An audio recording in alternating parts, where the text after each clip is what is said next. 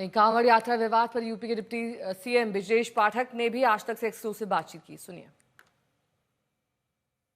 आपने देखा इस विवाद को कि कांवड़ यात्रा में जो लोग कांवड़ लेके चल रहे हैं उनके रास्ते में दुकानों का क्यूआर कोड करके पहचान करना, आरोप तो जो मैंने बताया कि पैंट उतरवा के भी लोग आरोप लगे। आपका पहला रिएक्शन क्या है? देखिए, उत्तर प्रदेश राज्य में कानून व्यवस्था का सम्मान हो, उत्तर प्रदेश की कानून व्यवस्था हम कड़ाई से लागू करें, ये हमारी प्रतिबद्धता है। और उत्तर प्रदेश में विभिन्न धर्म संप्रदाय के लोग निवास करते हैं लंबे समय से। हमारी जिम्मेदारी है, हम सभी धर्मों का सम्मान करते हैं और सभी धार्मिक जुलूस, धार्मिक जो हमारे कार्यक्रम है वो सब कुशल संपन्न हो, ये हमारी जिम्मेदारी है। कांवड़ यात्रा का बार बार विवाद कौन कर रहा है? कांवड़ यात्रा में मार्ग में जो दुकानें लगती हैं उन पर प्रश्नवाचक चिन्ह कौन उठा रहा है? ये जहां तक मैं समझता हूं कि हर व्यक्ति को जो क्रेता है उसकी जिम्मेदारी है और उसका अधिकार भी है कि वो देखे जहां से खाने पीने का उपयोग के लिए सामान ले रहा है वो कौन व्यक्ति उसे बेच रहा है और क्वालिटी क्या है, ये उसकी जिम्मेदारी भी है और उसका अधिकार भी है। सामान्यतः देखा गया है कि केवल कांवड़ यात्रा में ही विवाद कौन खड़ा कर रहा है? ये वो लोग विवाद खड़ा कर रहे हैं जो अपने देश में, अपने प्रदेश में सरिया कानून लागू करना चाहते हैं, केवल तुष्टीकरण की राजनीति करना चाहते हैं, वोट की पॉलिटिक्स करना चाहते हैं। नहीं, लेकिन अगर आप उनसे पूछिए।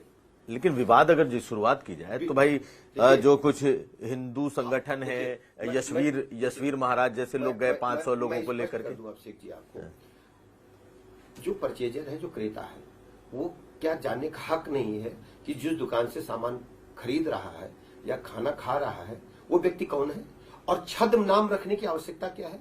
यदि आपका नाम अभिषेक है तो अभिषेक ही रहेगा। आप उसको कैसे पंडित वैष्णव ढाबा लिख सकते हैं?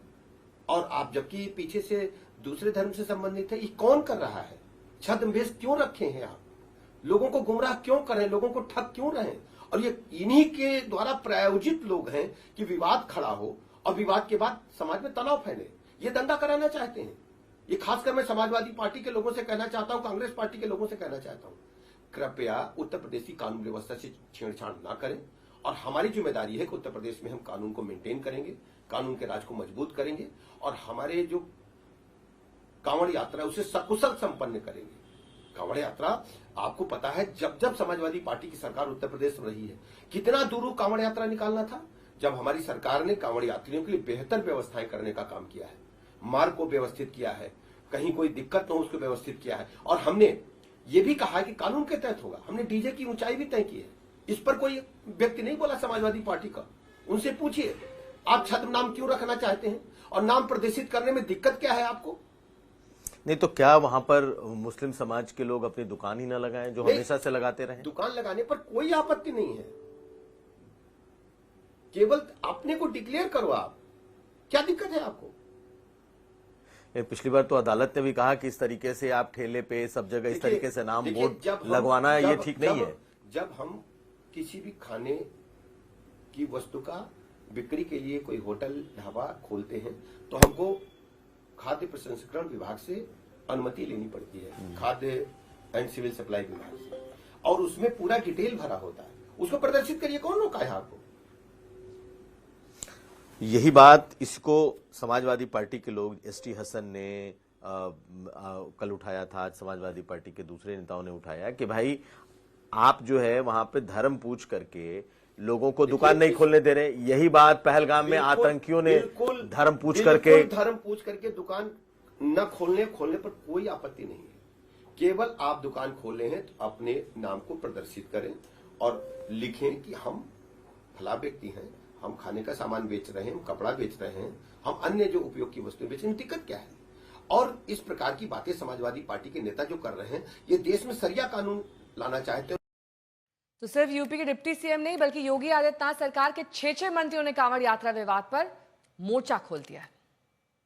सरकार ने यही कहा है कि आप जो भी व्यापार करना चाहते हैं, आपका कोई भी प्रतिष्ठान है इस तरह के, तो आप अपना नाम उजागर कर दीजिए। इसमें हर्ज क्या है? पवित्र सावन मास की यात्रा है, भोलेनाथ की कांवड़ यात्रा है। हमारे श्रद्धालु कोई कुछ खिला दे, ये देखना भी तो हमारा काम है। यात्रा की पवित्रता कहीं भंग न हो, इसमें हरज क्या है।